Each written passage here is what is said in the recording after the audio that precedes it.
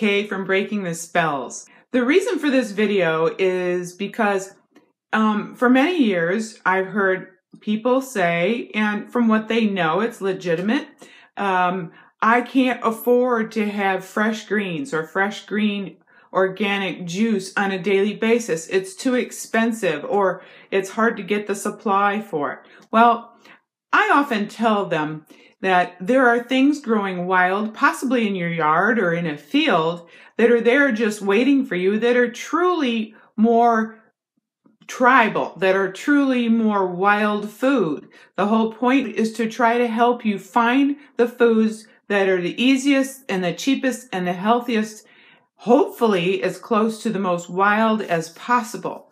Okay, this is what I've done, and I just want to share this quick video with you. For years, I've grown wild dandelion and wild plantain. In my own yard, the weeds that I don't kill are largely edible. If you get a little bit of clover intentionally or accidentally mixed in with your wild greens, or a little bit of chickweed, they're all edible. I kind of sometimes, when I store these greens in the refrigerator, I call them yard weeds. But what I had to do is I intentionally went and picked the wild seeds. They were free. I didn't have to buy them whatsoever. The wild dandelion seeds, which is when the yellow flower turns to a puffball. One puffball can grow an entire raised bed garden of dandelion greens. And the plantain seeds, you know, that thing that comes up from the top that looks long and has a lot of little hard seeds on it. Just one of those is plenty to, for example, be enough to seed a small raised bed. Well, I've gathered these seeds many years ago and put them in the ground and fed them with organic things to start it with, like organic dirt and maybe some organic cow manure. And then every winter, when they play dead for only 2 to 3 months, they're available the rest of the year in most climates. When they play dead, I just give them the compost that's come from the plant-based kitchen scraps. Well, in my area where I live, kind of the opposite of the West Coast, we have too much water. So sometimes gardens flood. Lots of people go and buy all these garden starter plants, you know, they actually that are seedlings, or, you know, small plants like their typical tomatoes and this and that, and they drown. So what I did is, I'm going to show you a picture of it real quickly here, is I created a raised bed for my area. They never drown because they're not sitting in an area where they're trapping water. So what I did is I actually used railroad ties. I'm going to show you a picture of it right now with a flourishing, easy to raise, virtually free, except for what you started with, the dirt wise and so forth, virtually free source of greens for probably at least 9 months of the year. And here's the picture right now.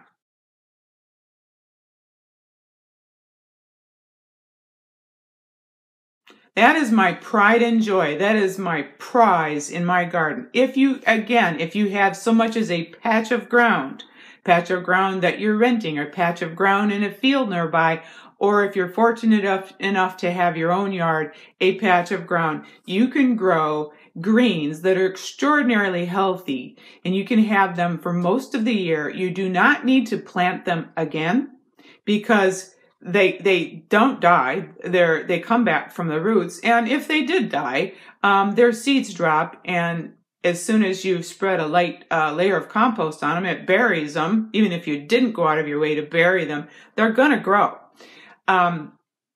What I want to show you next is a day's picking.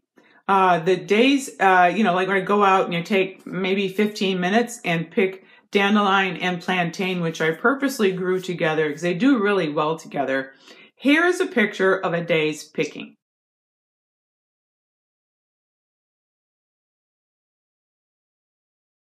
This day's picking is enough for 2 people in the household for probably about half of the week to have one good approximate 8-ounce glass of really strong, super blood building green juice a day. Also, if you were to give it to your animals, which I give it to several of mine, that would probably be about 2 days worth. I grind it in with their raw pet food, which I'm going to do a video on at some point, hopefully soon. It's a lot of work, so it could take a little bit of time. Okay, I want to tell you about dandelion and plantain. I have used dandelion in one form or another. I get the dried root for the very winter time when the dandelion plays dead. The whole plant is very similar. The entire thing is edible from the root all the way up to the yellow flower. And the root is more powerful than the rest of the plant, but it is all very potent. First of all, it's blood building. It is building of all of your bones and teeth and structural parts in your body. It is very, very, very, very detoxifying. It is a natural anti-inflammatory. There's something in dandelion that's similar to furosemide, which you'd have to pay for with a prescription and would, of course, have side effects. Dandelion also cleans the liver, beautifies the skin because your skin is pretty much a picture of the health of your liver, helps clean the kidneys, and dandelion is a digestive stimulant or tonic that helps you have good bowel movement without being loose. Dandelion is loaded with extra potassium, so it's a diuretic, the only one in the world that I know of that doesn't dehydrate you. It levels out your salt balance in your blood. About plantain. Plantain has similar nutrients to spinach. It's very tough, so if you cook it, it's probably best to lightly steam it or to saute it in, my favorite, coconut oil. The oil that doesn't change to a carcinogen when you heat it to cooking temperatures, and it also doesn't burn or stick. Plantain, again, has similar nutrients to spinach, but I prefer to juice it to get its maximum nutrients, just like dandelion. But plantain is extraordinarily soothing and healing. It creates bulky but soft, comfortable, feces, and it helps slough off gently garbage in your guts, just like a beautiful lubricant. So it's wonderful from the top to the bottom, all the way coming out. Both of these form a phenomenal combination.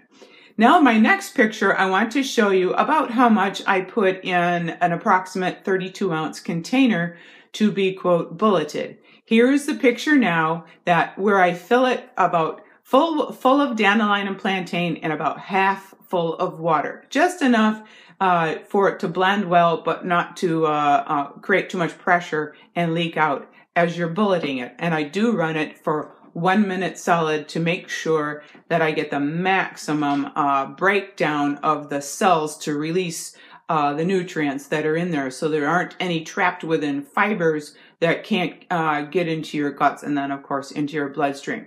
Here's a picture of it right now.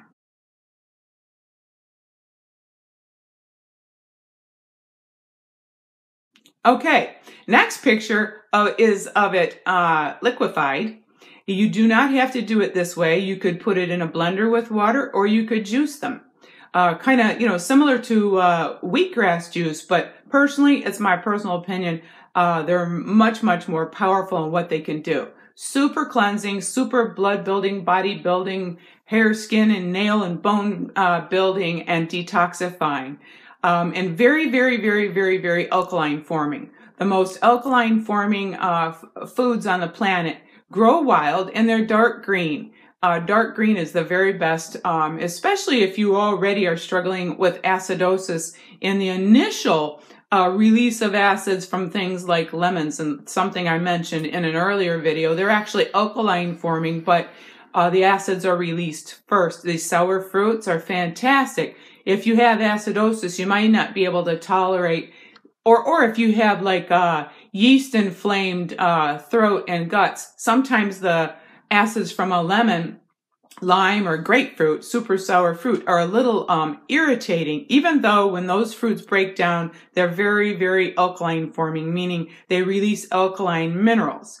It's a good idea to start with greens that can help bring the alkalinity back to your blood, to feed the good microbes, to feed your good flora, that things like the acidophilus and the bifidus that are in your guts, so that you heal, so that you could later add back sour foods that are actually alkaline forming and not have the problem with the initial sensitivity to the acids. If you're sensitive to sour fruits, that is a red flag.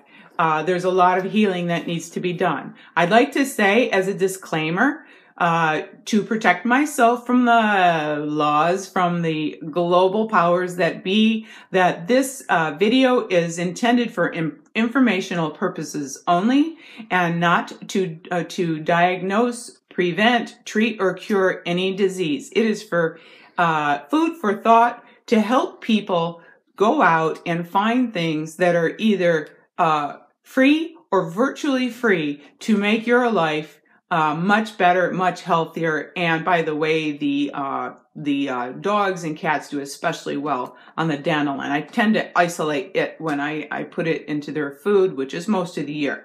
If not in the winter, I do give them ground organic dandelion powder. Okay, the next picture is an idea of how much you can make.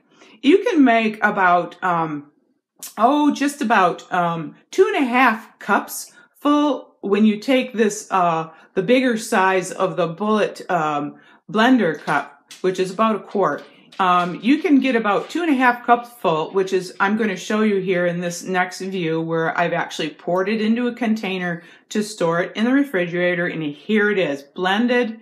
And this is how much you get, and you probably get, if you fill a strainer full of the leaves that have been washed, you probably can get, 3, 4, or 5 of these full. Here it is right now.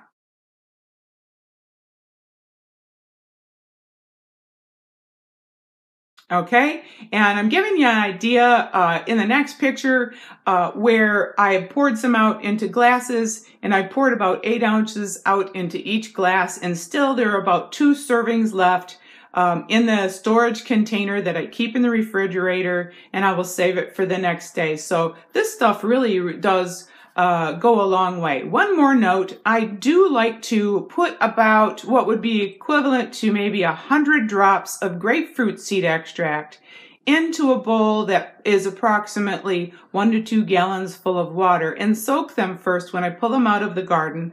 Once in a great while, you know, there may be a bug in there or a little bit of extra germs that you're not sure of. Well, the grapefruit seed extract is a fantastic preservative and germ killer. It's used in many organic and natural cosmetics, as a matter of fact.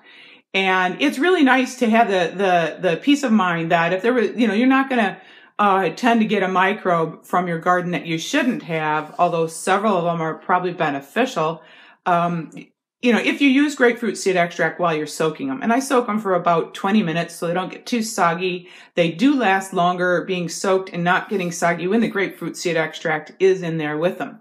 And then I will take some out, usually use some, put them in a strainer, wash them well, put them in a strainer, take them out, and generally I'll blend those right away and leave them in the strainer inside the refrigerator for about 12 hours to a day. Then they dry out enough, and I put them in a nice big glass bowl and just enjoy pulling them out from there on a daily basis until they're gone.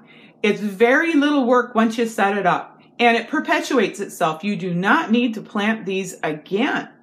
And again, if you started out with a garden or a raised bed full that are kind of thin, they'll take care of themselves. They will reproduce. This is such a fantastic food, especially the dandelion. You can eat the roots. They're phenomenal. You can eat them raw. You can eat the whole thing raw. You can dry them out. I prefer blending or bulleting them because I believe I get the maximum nutrients from them.